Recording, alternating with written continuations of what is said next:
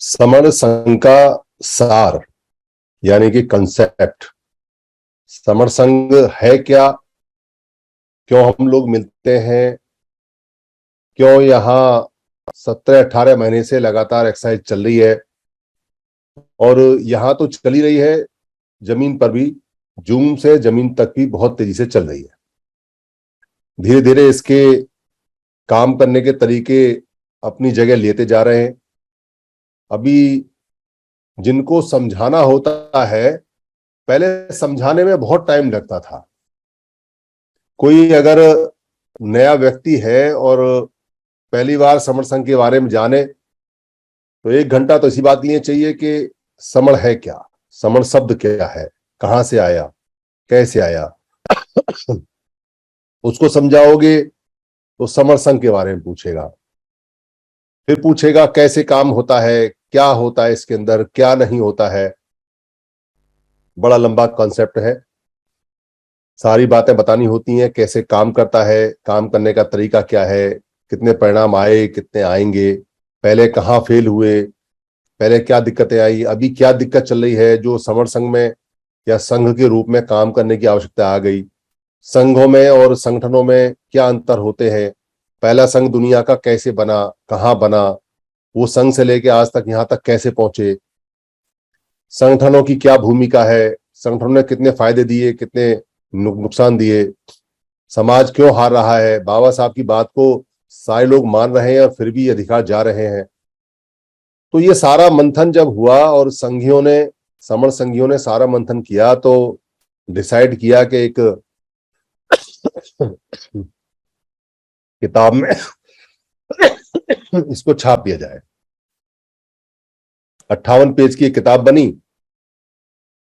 तो सारा कुछ छपाई, उसका कवर पेज, सारा कुछ खर्चा मिला के 13 रुपए 60 पैसे की पड़ी और 13 रुपए 60 पैसे की वो छपी। 10,000 छपी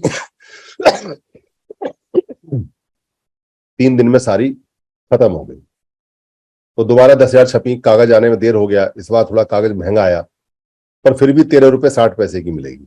थोड़ा बहुत महंगा आता है तो उसको संघ संभाल लेता है। और छप गई हैं, वो भी जा रही है।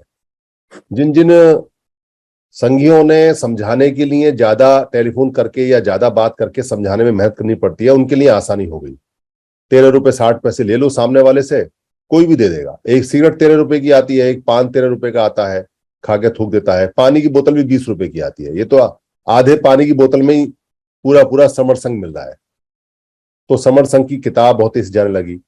फिर भी बहुत सारे हमारे ऐसे लोग हैं जो बड़े साहब हैं, किताब हिंदी में पढ़ने में थोड़ी दिक्कत हो सकती है, तो उनके लिए पीडीएफ का भी अरेंजमेंट किया गया। पीडीएफ फ्री है, जिसको चाहिए पीडीएफ ले ले, पीडीएफ ग्रुप में है, जितने चाहे उतने पीडीएफ भेजे, क्योंकि प्रचार प्रसार में जो आगे रहता है वो हमेशा जीवित रहता है।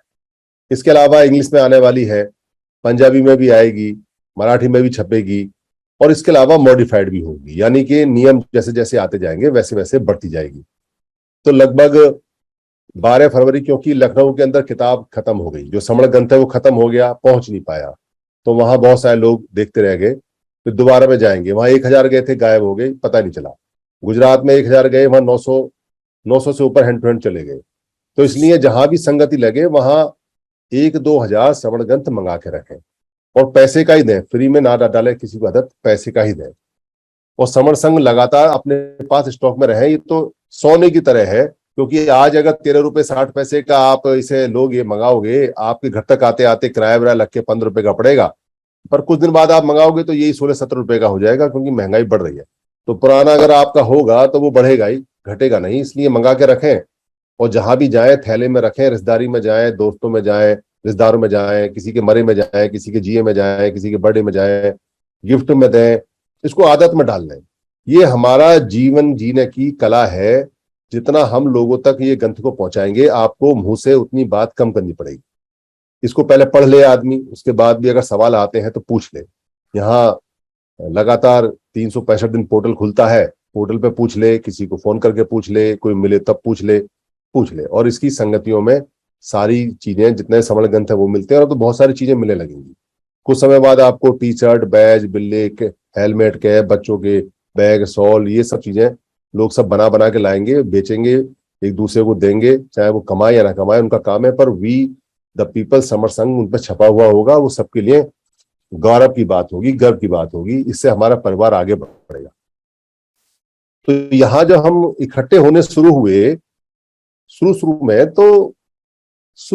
में बहुत ज्यादा परेशान थे। कोई राह समझ में नहीं आ रही थी, कोई रास्ता नहीं दिखाई दे रहा था, क्योंकि कुल मिला के 75 साल से जितने भी रास्ते हैं वो सारे के सारे रास्ते सब भटकाने वाले हैं। 75 साल में किसी भी संगठन का एक भी रास्ता ऐसा नहीं मिला, किसी को भी, या किसी भी राजनीतिक पार्टी का, या किसी भी धम्म के संगठन का, या किसी भी भिक्खु द्वारा, या किसी भी भिक्खुनी द्वारा, या किसी भी सरकारी सरकारी जो कर्मचारियों के संगठन है उनके द्वारा, या लड़कों के बहुत सारे दल बल हैं उनके द्वारा, या राजनीतिक पार्टियां इतनी सारी हैं उनके द्वारा, कि जहां हम एक सेंट्रलाइज सिस्टम बना सके, केंद्रीयकृत सिस्टम बना सके। इसको आप समझो कि सेंट्रल सिस्टम यानी केंद्रीयकृत सिस्टम होता कौन सा है।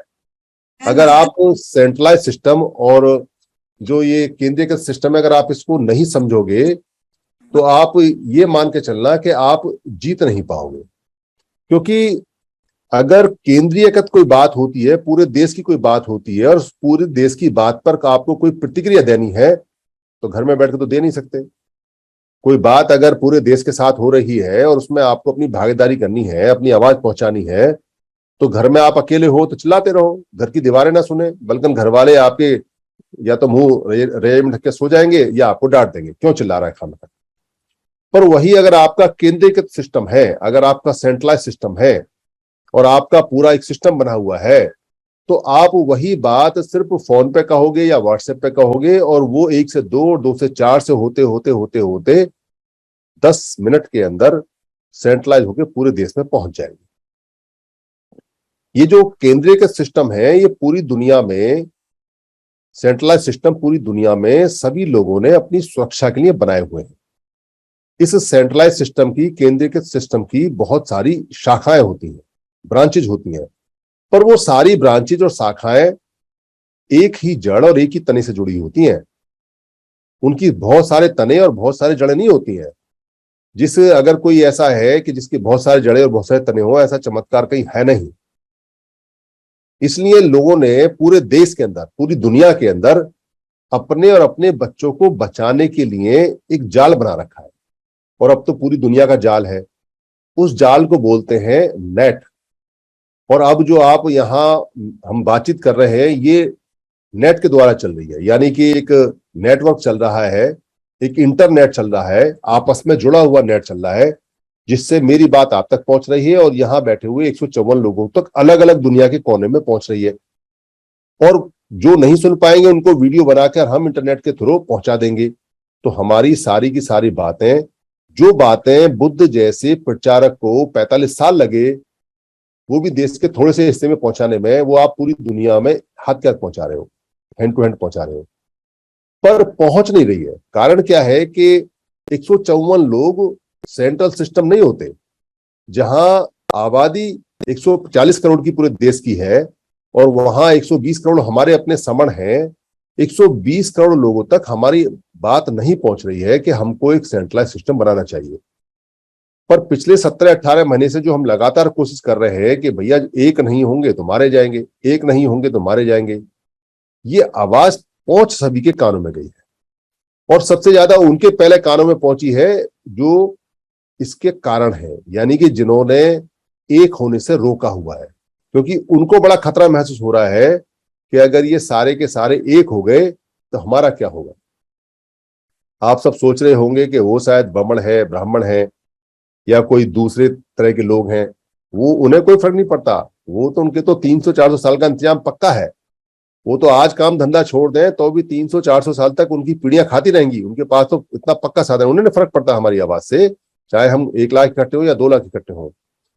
ये जो कान में बात गई है, ये उनके गई है जो हमें एक होने से रोक रहे हैं और जो हमारे अपने समण हैं, जो हमारे अपने संगठन हैं।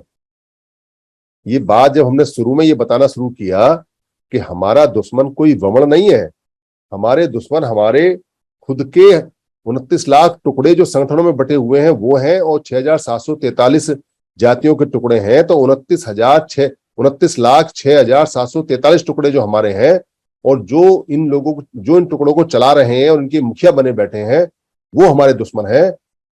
तो पोर्टल पे बहुत सारे ऐसे लोग जिनको अपने संगठनों से बड़ा लगाव और चिपकाव और प्यार था, और जो संगठन के लिए जीने और मरने की कसम खाते थे और ये कहते थे हमारा संगठन हमारी माँ है और हम अपनी माँ के अगेंस्ट में एक शब्द नहीं सुन सकते, ऐसे लोगों ने बहुत हमको उल्टा सीधा भला बुरा कहा और बहुत ज्यादा गाली भी कहा। और उन्होंने ये कहा कि ये आरएसएस से मिल गए, ये हिंदुओं से मिल गए, ये फलाना बीजेपी से मिल गए, ये फलानी आप पार्टी से मिल गए, ये इनसे मिल गए, उनसे मिल गए और ये गद्दार है।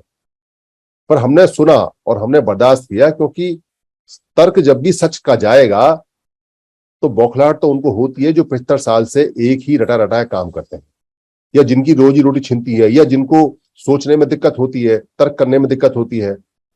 जब गैलीलियो ने यह कहा कि पृथ्वी घूमती है सूरज के चारों तरफ और सूरज नहीं घूमता, तो धर्म के लोगों ने, जो उस देश में धर्म चलता था, उस धर्म के देश के लोगों ने टांग दिया उसको, छोड़ा नहीं उसको।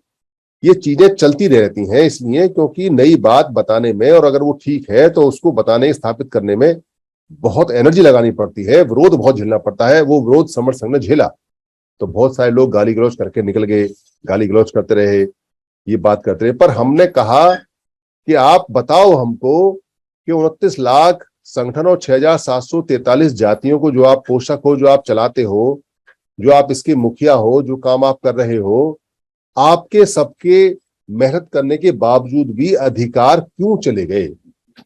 अधिकार क्यों चले गए? हमें सिर्फ ये बता दो। इसका जवाब उन्होंने दिया, पर बड़ा मजेदार जवाब है। उन्होंने ये कहा जी कि भाई आप लोग संगठित नहीं हुए। तो वही तो हम कह रहे हैं, वही तो हम कह रहे हैं कि भाई संगठित नहीं हुए, और जो संगठित होना है उसको केंद्रीकृत संगठन होना है, क्योंकि आपने संगठन बनाए और उसमें जितने लोग हैं वो तो संगठित हुए, पर वो अलग अलग टुकड़ों में संगठित हुए, सेंट्रलाइज सिस्टम में नहीं हुए, केंद्रीकृत सिस्टम में नहीं हुए, एक सिस्टम में नहीं हुए, एक पेड़ की तरह नहीं हुए, घास की तरह हुए, जो खरपतवार है उसकी तरह हुए। तो भाई खरपतवार से तो खरपतवार जैसा रिजल्ट आता है। इधर खरपतवार में बाल थोड़ी सी आई नहीं, सारी खरपतवार मर जाती है। इधर खेत के अंदर खुरपी लेके आया नहीं, कोई निकाल के बाहर फेंक देता है खरपतवार को। तो जो खरपतवार होती है, खरपतवार होती है, उस खरपतवार का कोई ज्यादा लंबा टाइम नहीं होता उसका, बस 2 दिन 4 दिन 6 दिन, जैसे ही वो जरासी बाहर निकलती है कोई उसको उखाड़ के फेंक देता है, तो जानवर चढ़ जाते हैं उसको, और खेत में फसल नहीं हो सकती जब तक वो खरपतवार होगा। तो ये झाड़ी झंगाड़ी और ये खरपतवार जैसे जो उग के आए सारे सारे राजनीतिक संगठन या धार्मिक संगठन या लड़कों के संगठन या महिलाओं के संगठन या सरकारी कर्मचारियों के संगठन या ये लड़कों के दल बल के संगठन या आर्थिक संगठन, जितने भी संगठन आए, ये इस बात को सोच नहीं पाए, और अगर 2-4 ने सोचा भी तो वो कर नहीं पाए। क्योंकि कारण क्या है?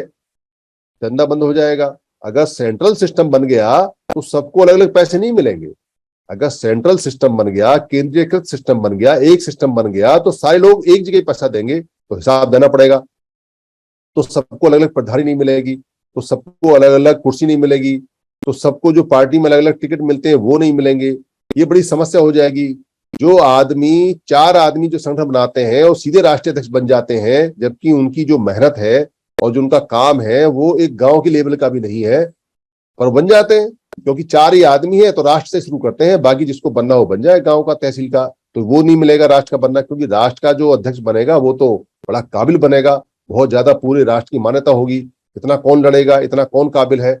तो अपनी नाकाबिलियत को छिपाने के लिए, अपनी नाकाबिलियत का प्रदर्शन ना हो जाए, किसी को ना पता चल जाए, इसलिए अपने अपने में सारे खुश हैं।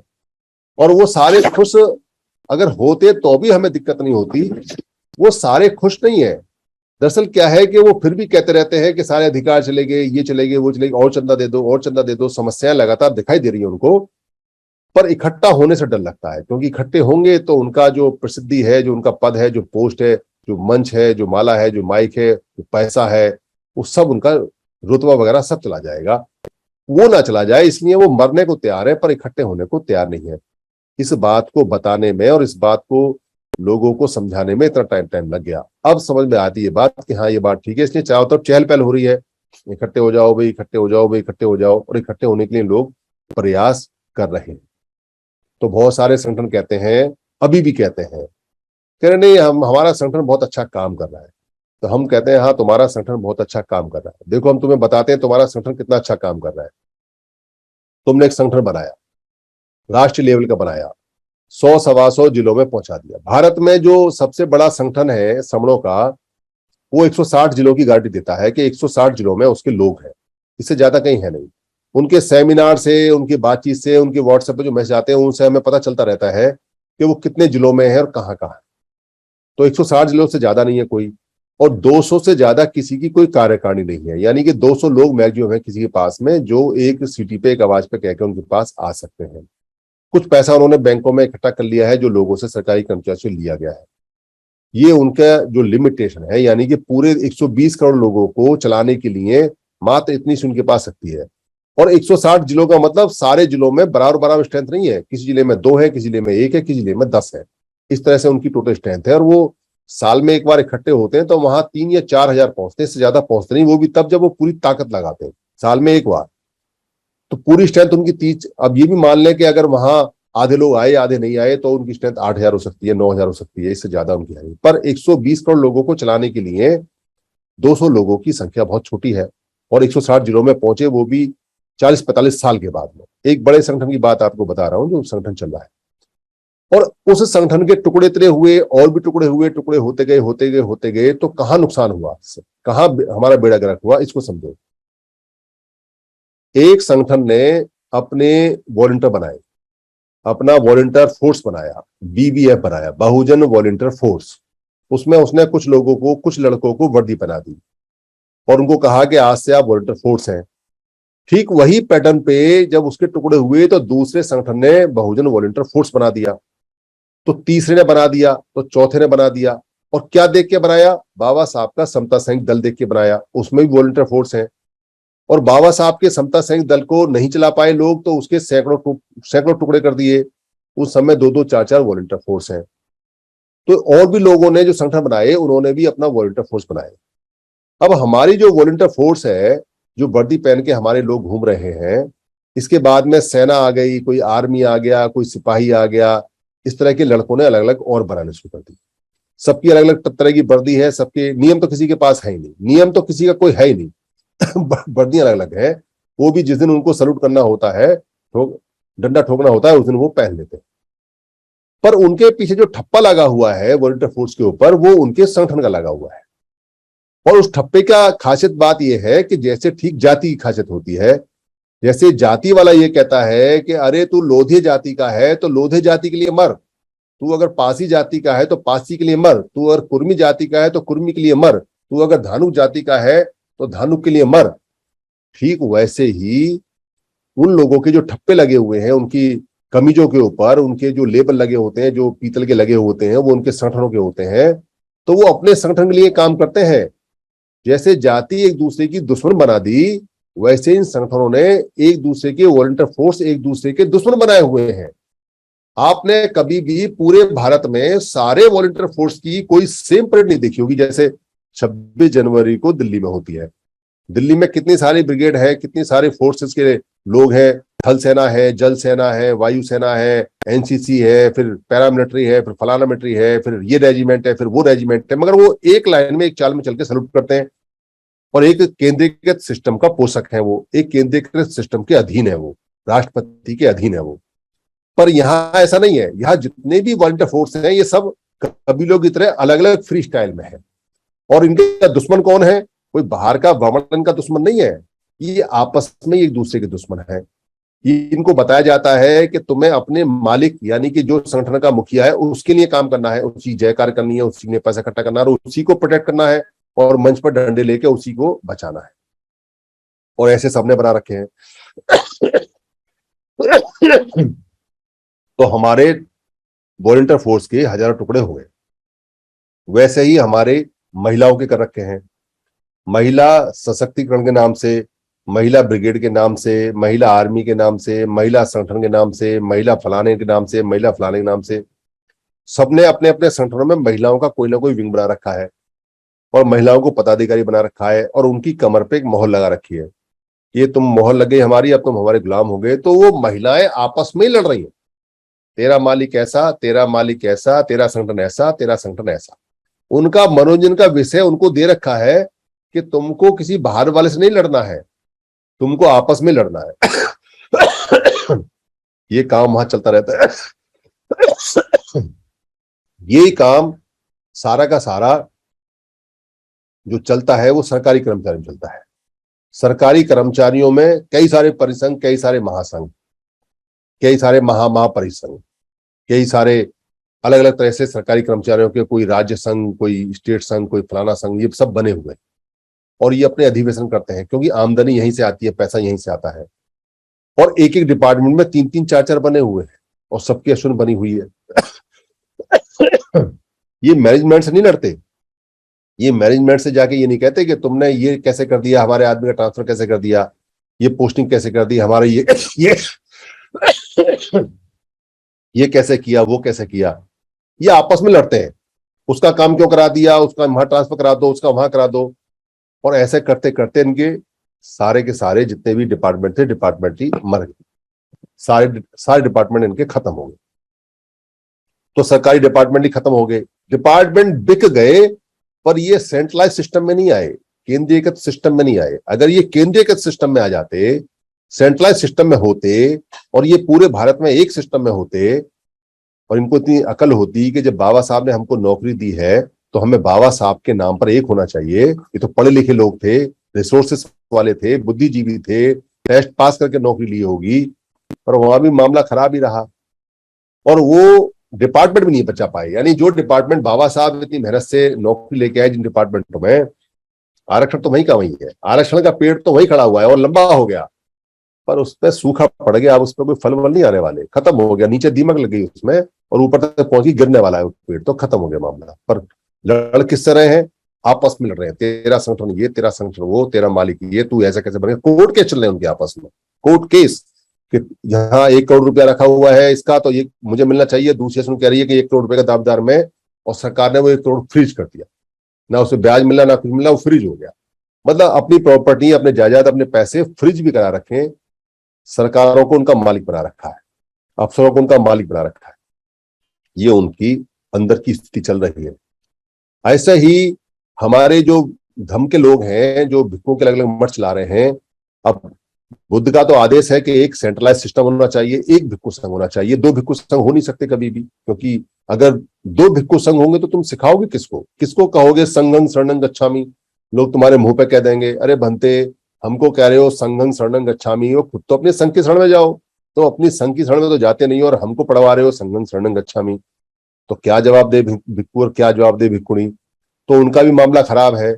उन्होंने भी अपने अपने पदाधिकारी बना रखे हैं, जबकि बुद्ध ने कोई प्रेसिडेंट नहीं बनाया, कोई पदाधिकारी नहीं बनाया। बुद्ध ने खुद भी कई कुछ नहीं थे, पर यहाँ तो भिक्षुओं ने टोलियां बना रखी हैं, गैंग बना रखे हैं, ऑर्गेनाइजेशन बना रखी हैं। और कुछ भिक्षु तो बाकायदा किताब लेके चंदा भी इकट्ठा करते हैं, लाओ तुम्हारा फोटो छपवा देंगे, लाओ पैसे दे दो। नाम बता सकता हूं मैं आपको, झूठ नहीं बोला, उन तक खबर पहुंचा देना बेशक। समर संघ का यही काम है। भिक्षु अपना काम छोड़ के और कामों में लग गए और आपस में एक दूसरे को लड़ रहे हैं। आपस में वो जो बौद्ध गया है वो अभी तक आजाद नहीं हुआ है, और जो इतने सारे जो बुद्धों के स्थान है उनका कोई जिक्र नहीं है कहीं भी, और कोई ना रैली है ना कोई एक साथ है, क्योंकि सेंट्रलाइज सिस्टम नहीं है, केंद्रीकृत सिस्टम नहीं है, इसलिए सारे मारे जा रहे हैं, इसलिए अलग अलग है। ये दीक्षाएं चल रही हैं, दीक्षाओं का व्यापार चल रहा है, सब दीक्षाएं कर रहे हैं, करोड़ रुपया खर्च हो रहा है, पर दीक्षा का सेंट्रल सिस्टम नहीं है।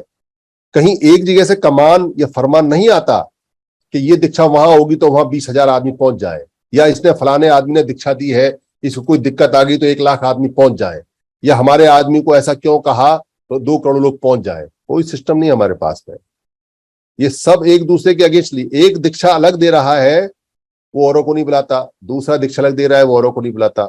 सरकार को सब पता है कि ये क्या करते हैं, इसलिए पिटते हैं, इसलिए मरते हैं, इसलिए छिपते हैं। पर शर्म नहीं आती, कोई समझ नहीं आती। अरे धम्म में भी अलग अलग काम करते हो तो कैसे सेंट्रलाइज सिस्टम बनाओगे, तो कैसे कहोगे संघं शरणं गच्छामि। ये सारी समस्याओं के लिए बाकायदा इन सारे नेताओं को कांटेक्ट किया गया, भिक्षुओं को कांटेक्ट किया गया, इनके हाथ पैर जोड़े, इनको बुलाया भी, समाज से पैसा इकट्ठा करके दावत भी की, सबको कहा भी कि भाई जोड़ने का काम करना है, आप बताओ। पर कमाल ये कि ये सारे आए और ये कह के चले गए जुड़ने जोड़ने का तो बहुत बढ़िया है, पर हमारा संगठन बहुत बढ़िया है, हमारा संगठन इतना अच्छा है, हमारा संगठन वैसा है, हमारा संगठन वैसा है। इनडायरेक्ट वो ये कह रहे हैं कि आप हमारे संगठन में सारे आ जाओ। अच्छा, हमें तो कोई ऐतराज नहीं, क्योंकि हम तो पार्टी है नहीं, हम तो संघ है, पब्लिक है हम तो। हमने कहा भी ठीक है, हम तो जिस भी संगठन में कहोगे उसमें आ जाएंगे, पर आप सारे इकट्ठे हो जाओ। तो कहते जी आप इकट्ठा कर दो। अरे भाई हम कैसे इकट्ठा करें, तुम अपनी चौधराहट छोड़ता नहीं, कोई भी आदमी नीचे डाउन होने को तैयार नहीं है, तुम्हें विलयकरण है नहीं, तुम इकट्ठे बैठ नहीं सकते, हमने तो कभी तुम्हें इकट्ठे एक साथ चाय पीते हुए देखा नहीं, तुम अलग अलग आते हो, पैसा लेते हो, वोट लेते हो, चले जाते हो, इकट्ठे होने की बात नहीं करते, और वैसे कहते हो संगठित रहो। तो आप ही करो भाई, आप ही इकट्ठे हो जाओ, हमें तो बता देना, जब इकट्ठे हो जाओगे तो हम सहयोग के लिए आ जाएंगे, जब इकट्ठे हो जाओगे तो पैसा देने आ जाएंगे।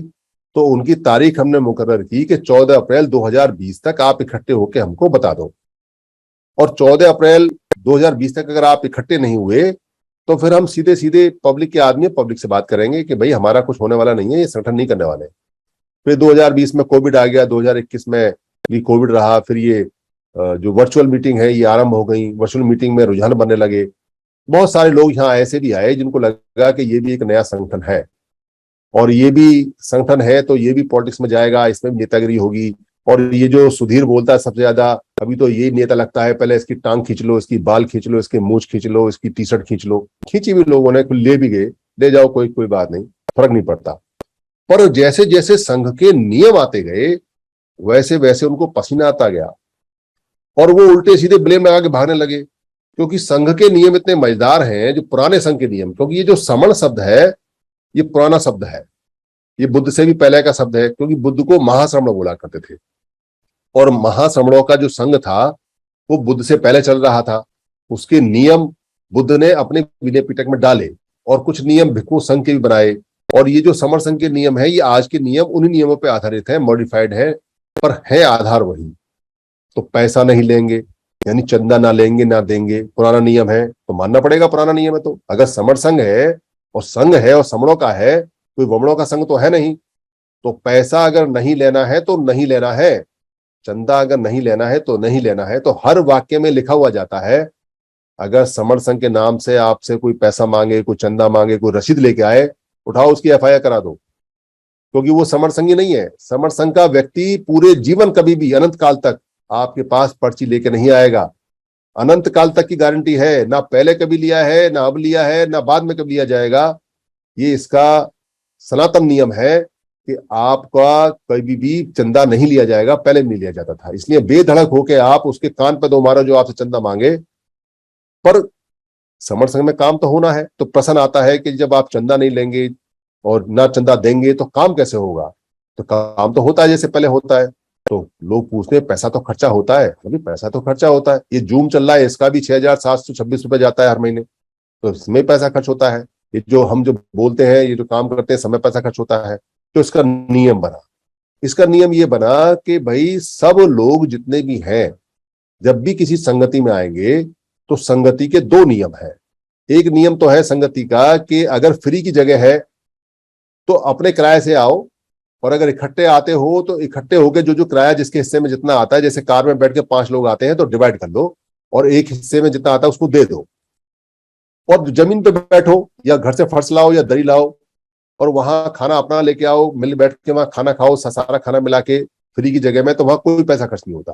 तो वो फ्री में संगति होती है। ऐसी बहुत सारी होती है छोटी छोटी, पर जब बड़ी संगति होती है तो ऐसी जगह नहीं मिलती जो इतनी बड़ी जगह हो, सुरक्षित हो। बारिश वारिश आ जाए तो कैसे करेंगे, छोटे छोटे बच्चे महिलाएं भी आती हैं, तो उनके लिए छोटी जगह, उनके सुरक्षित जगह ढूंढी जाती है। और जाहिर सी बात है ऐसी जगह ढूंढी जाती है जहां कार, हवाई जहाज, रेल आना जाना आसान हो। तो बड़ा शहर ही चाहिए। तो बड़े शहर में जगह नहीं मिलती फ्री की, बड़े शहर में पार्क अलाउ नहीं होते, और होते भी तो टेंट का खर्चा उससे ज्यादा बैठ जाता है। तो बड़े शहरों में जो संगति लगती है उसमें हॉल किराए पे लेते हैं, तो हॉल का खर्चा, तो वहां हॉल में कई बार कंडीशन होती है कि खाना अपना लेकर नहीं आ सकते। पर कई बार ऐसा होता है कि बहुत सारे साथी दूर दूर से आते हैं, कोई 700 किलोमीटर से, कोई 1700 किलोमीटर से, कोई 2000 किलोमीटर से, तो वो खाना थोड़ी लेके आएंगे। तो ये था कि भाई खाने का पैसा सब अपना अपना दे दो, खाना यहाँ सामूहिक बन जाएगा। तो ऐसा इंतजाम करके संगतियां होती हैं। ऐसी संगति साल में एक सबसे बड़ी लगती है, जो 12 फरवरी 2023 23 को दिल्ली के तालकटोरा स्टेडियम में लगेगी, जिसमें खुद के खाने का और नाश्ते का और वहां बैठने का, टेंट का और लाइट का और सब चीजों का जो खर्चा है एक आदमी का, संघ ने 310 रुपये मुकर्रर किया है। तो 310 रुपये हर एक व्यक्ति ने वहां देने हैं। तो मेरे ख्याल में 400 के करीब तो 300-400 करीब तो वो हो भी गया है। 3-4 दिन के अंदर 300-400 लोगों ने अपना खर्चा वर्चा भेज दिया है। तो तेजी से काम चल रहा है। तो वहां बड़ा मस्त माहौल रहता है। तो संगतियां वहां भी लगती हैं। कुछ संगतियां और भी बड़ी हो सकती हैं, जहां ऑडिटोरियम महंगा हो या खाना महंगा हो, तो जैसा जिसका हो वो वैसा का वैसा होता है। तो संघ का कमाल का नियम है। तो संघ के नियम में पैसा कम से कम लगता है और संगति बड़ी से बड़ी होती है। और कोई अकाउंट नहीं रख सकता संघ का भी, क्योंकि संघों के अकाउंट नहीं होते, तो इसलिए पैसा संघ में आ नहीं सकता। तो बाहर के लोग कहते हैं जी फिर हम कैसे पैसा भेजेंगे। तो जितने संघी हैं वो अपना अकाउंट ऑफर कर देते हैं। कोई भी संघी अपने अकाउंट में पैसे मंगा लेता है और जमा कर देता है, बात खत्म हो जाती है। सबका पैसा यहाँ बराबर आता है और मिल जाता है। पर रजिस्ट्रेशन कभी नहीं होगा, क्योंकि रजिस्ट्रेशन जो होता है वो छोटे मोटे संगठनों का होता है या छोटी मोटी संस्थाओं का होता है, या जिनको गवर्नमेंट से कुछ पैसे वैसे लेने हो, कुछ चेक वेक लेना हो, कुछ एड लेनी हो कंपनियों से, कुछ कहीं से कुछ पैसा लेना हो, वो लोग अकाउंट खोलते हैं। पर संघ बहुत ऊंची चीज होती है, संघ के अकाउंट नहीं होते कभी। तो इसलिए इसका पंजीकरण नहीं होगा, इसका अकाउंट नहीं होगा। ये नियम यहाँ का बना। तो नियम ये बना कि संघ कभी राजनीति में पहले ना कभी गए हैं और ना जाते हैं। राजा उनके पास आते हैं हमेशा। यानी बुद्ध का भी जो भिक्खु संघ था उसमें राजा पास आते थे, जो उन्हें पूछना है पूछ लो भाई संघ से, पर संघ नहीं जाते थे। इसलिए राजनीति में संघ कभी जा नहीं सकता। तो प्रश्न आया कि भाई अगर राजनीति में संघ नहीं जाएगा तो जो राजनीति करने के लिए बाबा साहब ने कहा है उसके लिए कैसे होगा। तो उसके लिए भी रास्ता बना कि जो लोग राजनीति करना चाहते हैं वो संघ के नॉर्मल मेंबर बन के जा सकते हैं। चाहे तो संघ से परमिशन ले लें, संघ को बता के जाए तो बेहतर है, और थोड़ा इशारा करके जाएंगे तो अच्छा रहेगा।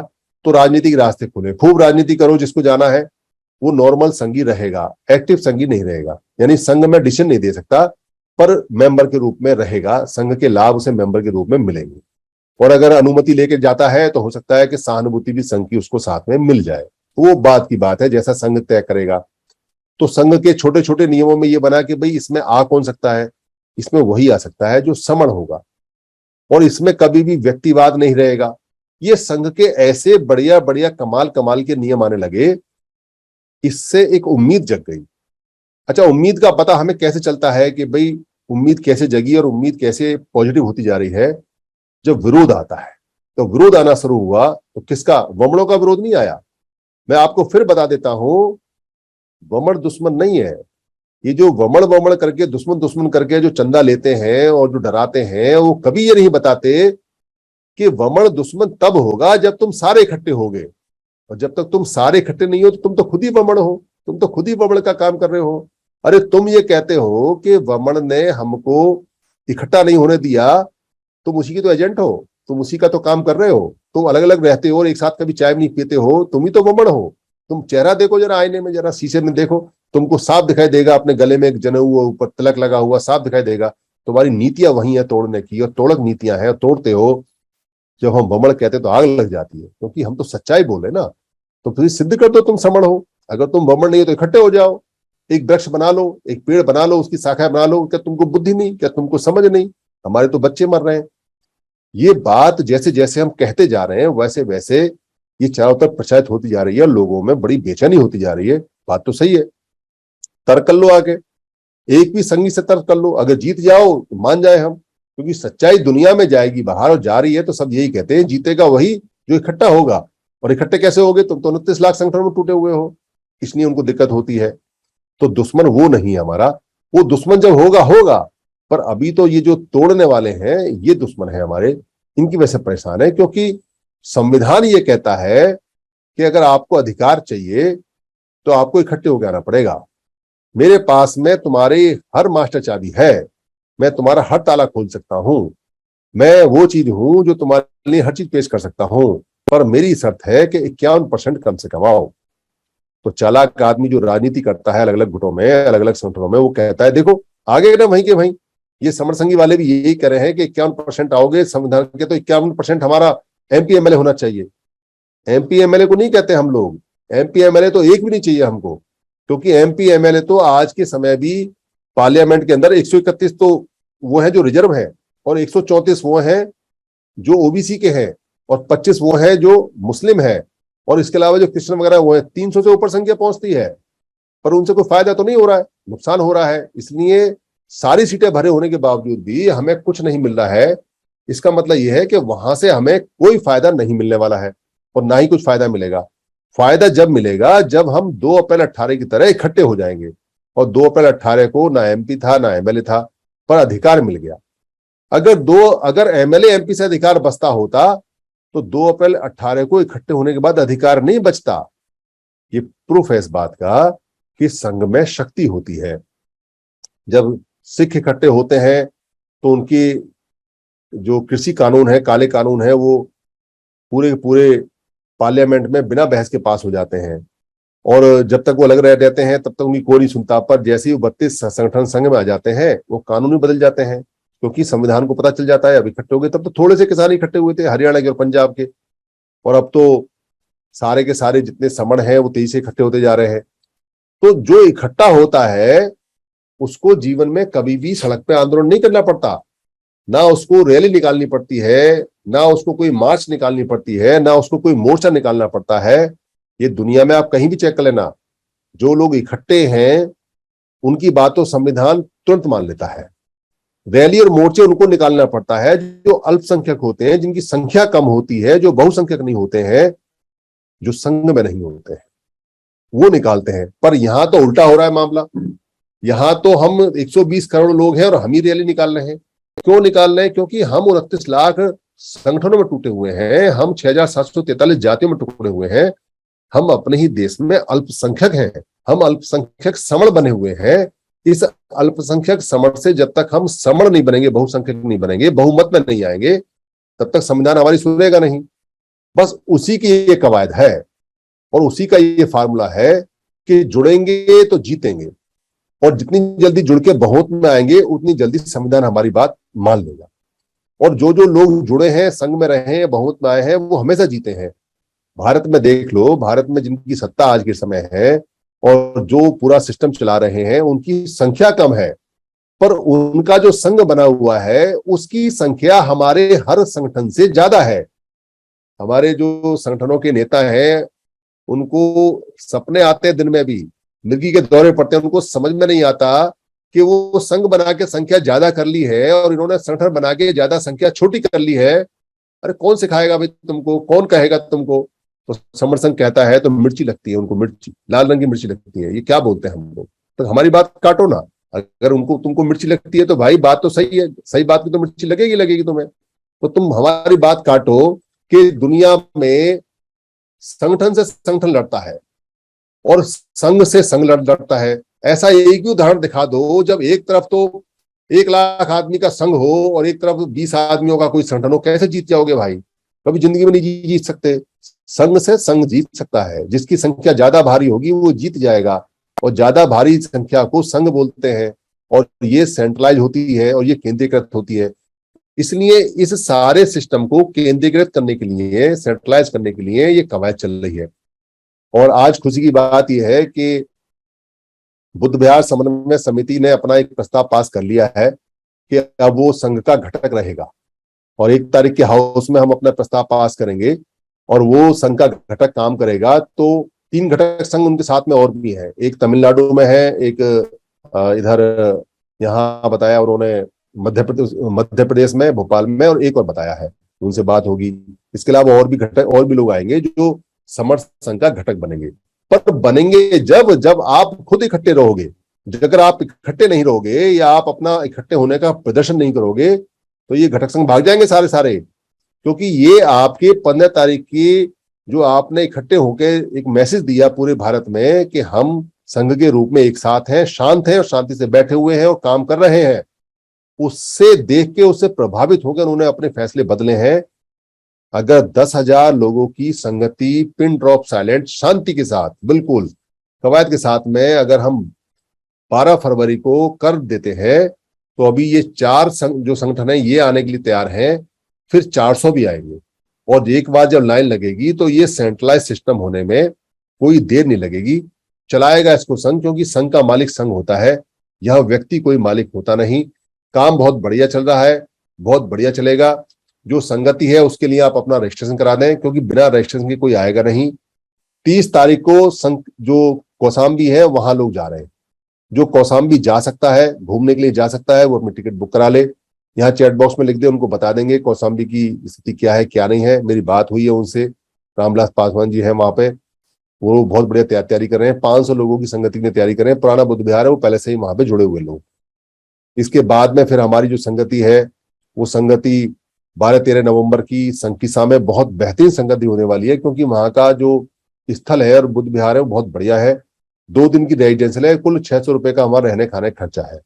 उसमें बहुत सारे लोगों ने बुकिंग करा दी है, आप अपनी बुकिंग करा दो, क्योंकि बाद में आपको किसी बुद्ध विहार में अगर रूम नहीं मिला तो रुकने में दिक्कत हो जाएगी, क्योंकि वो जंगल है, वहाँ बिल्कुल हरियाली है, बहुत बढ़िया वहाँ एटमॉस्फेयर होता है। हालांकि वहाँ ताइवान का, थाईलैंड का, मंगोलिया का, श्रीलंका का, इन सब देशों के वहाँ बुद्ध विहार है और बहुत बढ़िया मेंटेन है, सस्ते में होते हैं वहाँ, एक तरह से फ्री से नहीं है। इसके बाद में फिर जो संगति आ रही है वो कानपुर की है, जो 11 दिसंबर की है। जो लोग कानपुर के आसपास के हैं वो कानपुर पहुंचेंगे। और इसके अलावा बिजनौर की संगति आ रही है। बिजनौर में संगति की डेट आ गई है, क्योंकि वहाँ इलेक्शन के ऊपर पोस्टपोन हुई पड़ी है। जैसे इलेक्शन डिक्लेयर होगा वहां की संगति की डेट आ जाएगी आपको। और भी संगति लगातार चल रही है, और जो लोग संगति कराना चाहते हैं वो बता दें कैसे संगति होती है, कैसे नहीं होती है। और जो समण ग्रंथ है उसको सब अपने पास में रखें, क्योंकि समण ग्रंथ अब हमारे पास में है, बाकी जब ग्रंथ आएंगे उसके बाद देखा जाएगा। ये बहुत जरूरी है। हर एक आदमी 100 मंगा के कम से कम रखे। 1360 रुपए के 100 आते हैं। 100-125 रुपए आने जाने का डाक से खर्चा है, कोई ज्यादा बड़ा खर्चा है नहीं। 15 रुपए में एक दीजिए, 15 रुपए में कुछ नहीं होता, क्योंकि वो किताब हमारा फेविकॉल का काम कर रही है। जैसे जैसे हम उसे पढ़ते जाते हैं वैसे वैसे जुड़ते जाते हैं, ज्यादा बताने की जरूरत नहीं पड़ती। जुड़ेंगे तो जीतेंगे। जिद हमारी जुड़ने की है। जो जो जुड़े हैं वो जीते हैं। जुड़ के मानेंगे, चाहे कुछ भी हो जाए, संगति करके मानेंगे और काम तेज तेजी से करेंगे। धन्यवाद। संघं नमामि।